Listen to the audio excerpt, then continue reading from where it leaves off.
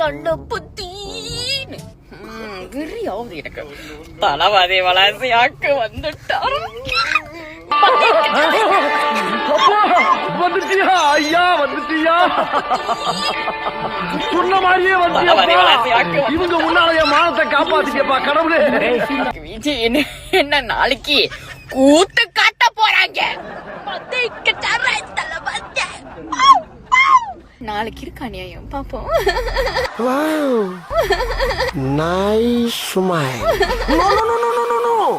உணர்வுகளை கட்டுப்படுத்தணும், இப்படி எல்லாம் அவசரப்படக்கூடாது. கருப்பப்பைய அறுத்து எறி. கருப்பப்பை உனக்கு எதுக்கு? உங்க அம்மா ஈவேராவை பெத்த அம்மா அதை செஞ்சிருந்தாங்கன்னா இந்நேரம் இந்த ஈவேரா தலைவலி எங்களுக்கு இருந்திருக்காங்க. கட்டசி மாவுல சுட்ட குத்தி தோசமா இருந்துகிட்டு தாய் இல்லாத புள்ள மாதிரி எப்ப பார்த்தாலும் தலையில அடிக்கிறார். நீங்க ஈவேராங்க அம்மா கர்ப்பப்பை எடுத்திருந்தா உங்க அண்ணனான சீமான் இன்னைக்கு தேவடியா பையங்கிற பேரோடு வாழ்ந்துட்டு இருந்திருப்பான். தேவடியா பையங்கிற பேரோடு வாழ்ந்துட்டு இருந்திருப்பான். சீமானுக்கு தேவடியா பையங்கிற பட்டம் வராம இந்த மண்ணில் தடுத்தது நீங்க சொல்லக்கூடிய ஈவேராங்களுடைய அம்மா. அந்த அம்மா கர்ப்பப்பை எடுத்திருந்தா சீமானுங்கிறவங்க மட்டும் கிடையாது, உங்க கட்சியில் இருக்கக்கூடிய அத்தனை பேரும் இன்னைக்கு தேவடியா பசங்களா தான் இருந்திருப்பீங்க. குத்தாலம் அருவியில குளிச்சது போல் இருக்குதா. சொன்ன இந்த தேவடியா பையங்கிற இந்த வார்த்தையும் அத்தியாயம் 8 ஸ்லோகம் 415 பாப்பானுக்கு கடை விடக்கூடிய, பாப்பானுக்கு எச்ச வேலை செய்யக்கூடிய இன துரோகிகளுக்கு இந்த பேரை தான் பாப்பா வச்சிருக்காங்க. இந்த அவமானம் உனக்கு தேவையா? மலேசிய போலீஸ் விஜய்க்கு பல கட்டுப்பாடுகளை போட்டுக்கிறாங்க. விஜய்க்கு மட்டுமல்ல, விஜய் ரசிகர்களுக்கும் போட்டிருந்தாங்க. ஆனா அந்த கட்டுப்பாடை இவனுங்க மதிக்கிற மாதிரியே இல்லைங்க. ஒண்ணும் பண்ண மாட்டாடா, கார்ல எடுத்துன்னு போவாங்க.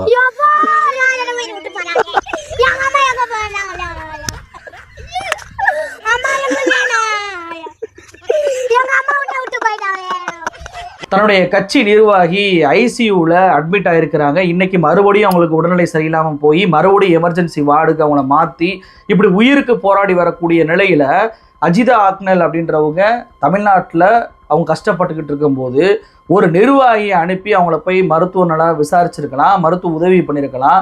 எதுவுமே பண்ணலை, அவங்கள கூப்பிட்டும் பேசலை. ஆனால் இந்த விஜய் பார்த்தீங்கன்னா மலேசியா கிளம்பி போயிட்டு இன்னைக்கு கொண்டாட்ட மனநிலைக்கு மாறிட்டாரு. ஆண்டவருடைய அதிசய படைப்புகள்ல அவன் ஒரு ஹீரோ ஃபாதர்.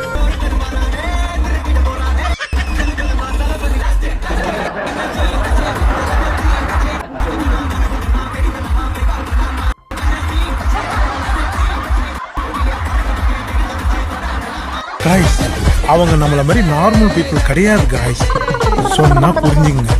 நாங்கள் உறுதியளிக்கிறோம், தமிழக வெற்றி கழகம் இருக்கும் வரை இனி வருங்காலங்களில் மதுரையை அயோத்தியா மாற்றக்கூடிய ஒரு எந்த வேலையும் நாங்கள் அதிகமாக எங்களுடைய குரலை கொடுப்போம். குழப்பத்துல பிறந்தவனே ஒரு டீ வாங்கி கொடுத்தானா எது வேணாலும். எதிரி நாய் சண்டை போடுறதுக்கு தயாராகிட்டு இருக்கும் போது நம்மளும் நாய் சண்டை தான் போடணும்ட்டு. நீங்க எதிரி நாய் சண்டை போடும்போது நாய் கிட்ட போய் சித்தாந்தத்தை பேசிட்டு இருக்க முடியாதுங்கிற அந்த அடிப்படையில் அவனுங்களுக்கு அவனுங்க மொழியில் பேச கடந்த பல ஆண்டுகளாக நாம் துணியாத காரணத்தால் அவங்க எந்த லெவலுக்கு வேணா இறங்கி பெரியாரை டச் பண்ணலாம் அப்படிங்கிற அந்த அதீத தைரியத்தை எதிரிகளுக்கு நாம் தான் கொடுத்திருக்கோம். ஆக அவர்களுக்கு இனி ஷாக் ட்ரீட்மெண்ட் தான் சரியான மருந்தாக இருக்கும் அப்படிங்கிற அந்த அடிப்படையில்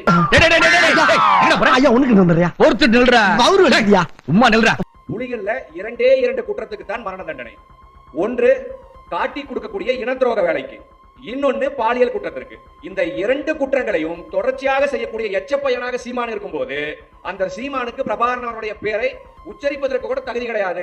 இவன் ஒருத்தன் அமுக்கிற இடத்திலேயே அமுக்கி கைய கலட்டிடுவான் போல் இருக்கு. நம்மவர்கள் பலருமே நம்ம நாகரிகமாக சீமானை அணுக வேண்டும் அப்படின்னு சொன்ன அட்வைஸ் பண்ணல.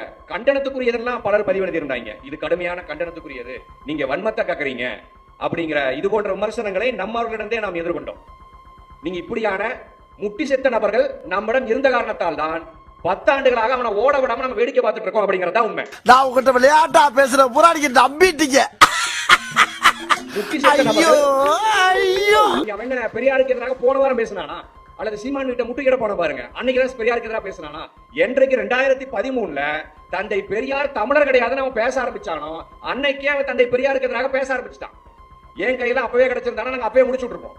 நீங்க இவ்வளவு நல்லவர்களாக இருக்கும் காரணத்தால் தான் தந்தை பெரியார் அவர்களை ஊர் முழுக்க மேடை போட்டு ஒருத்தன் பேசிட்டு இருக்கான், அதெல்லாம் பார்க்கக்கூடியவர்களாக நாம் இருக்கோம் அப்படிங்கறதே மிகப்பெரிய பின்னடைவு. ஆஹா சூனா போனா ஒவ்வொருத்தர் இருக்க வேகத்தை பார்த்தோம்னா அவன் அருமை வறுமைக்கு ஆபத்து வந்துரும் போல் இருக்கடா.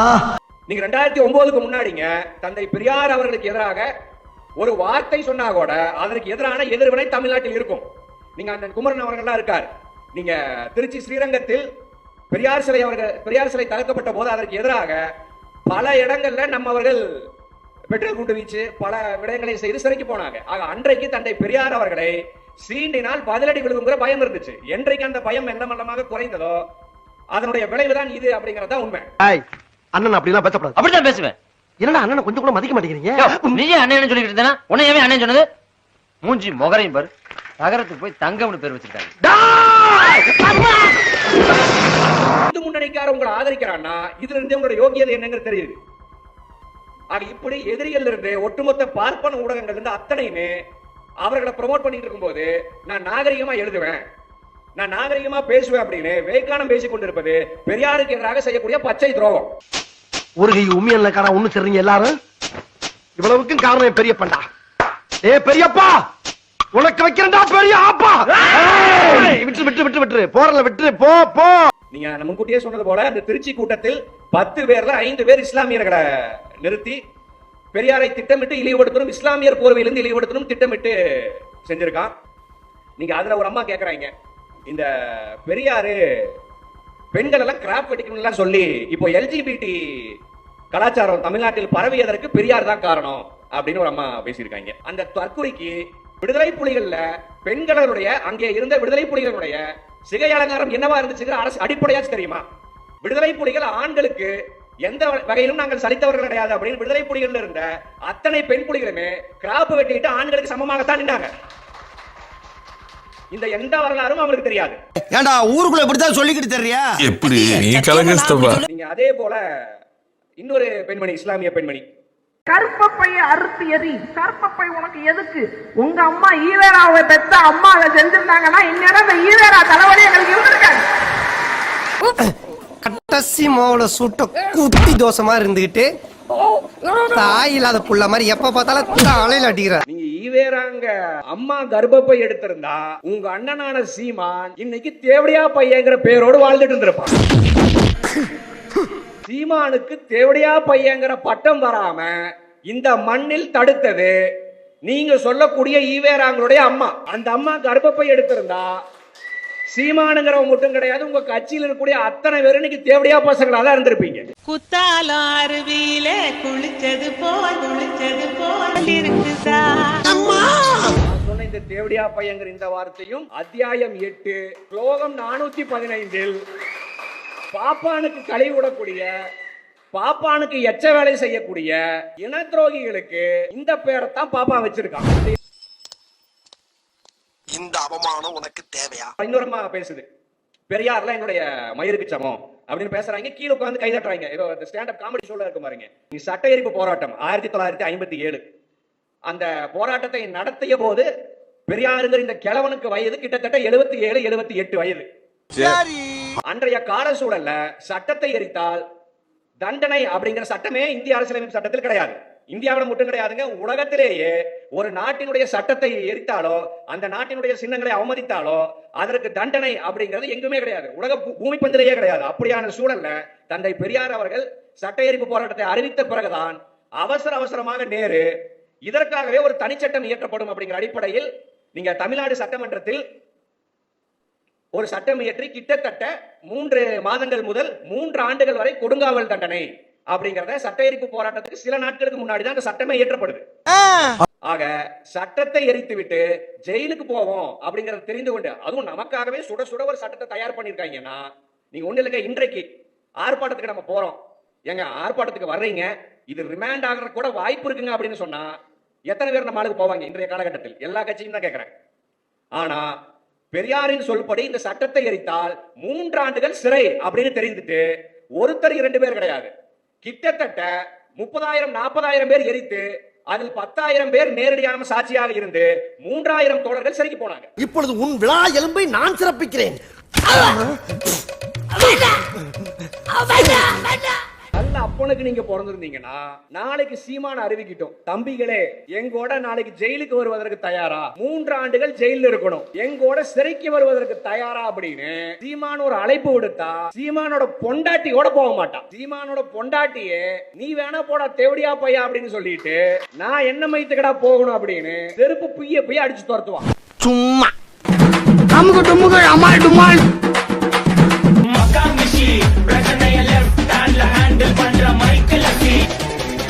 வந்துட்டாயா வந்துட்டாயா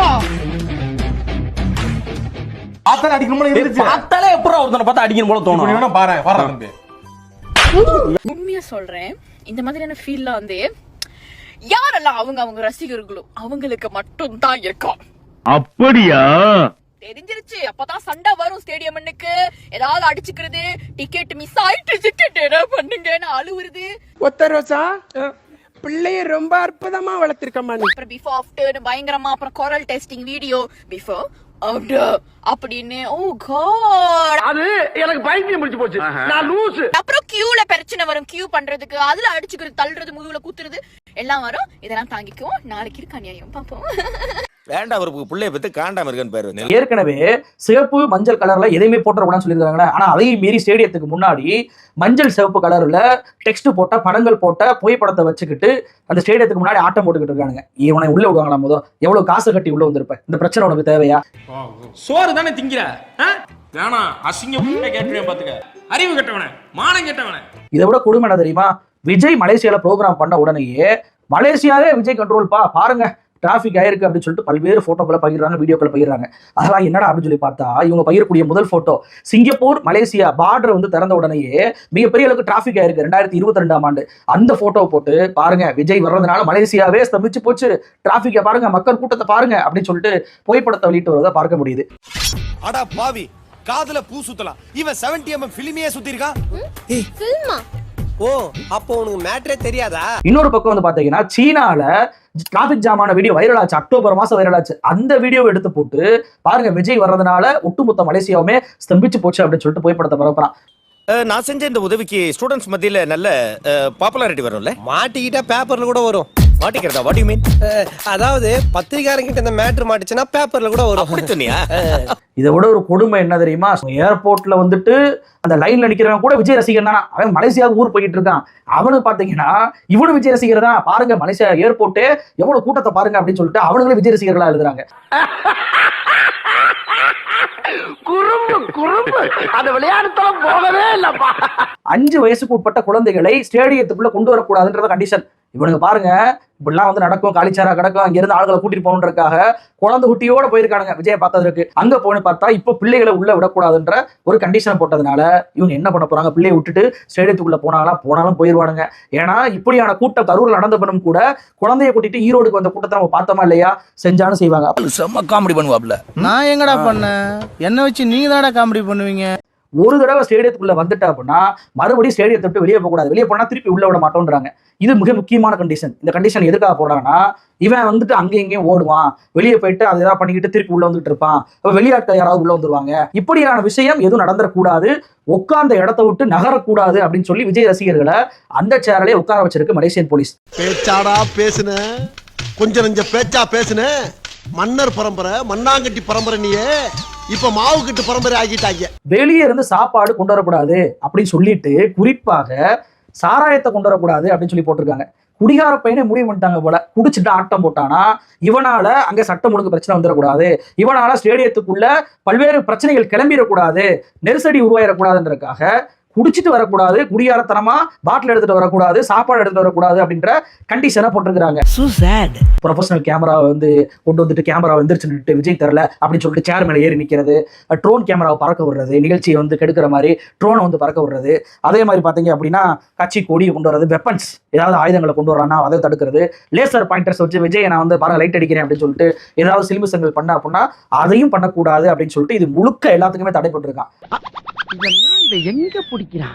விஜய் ரசிகர்களை இதை விட கேவலப்படுத்த முடியாதுங்க. நீங்க ஒரு ரசிக மனப்பான்மையை தாண்டி ஜோம்பி மனநிலைக்கு போறீங்க.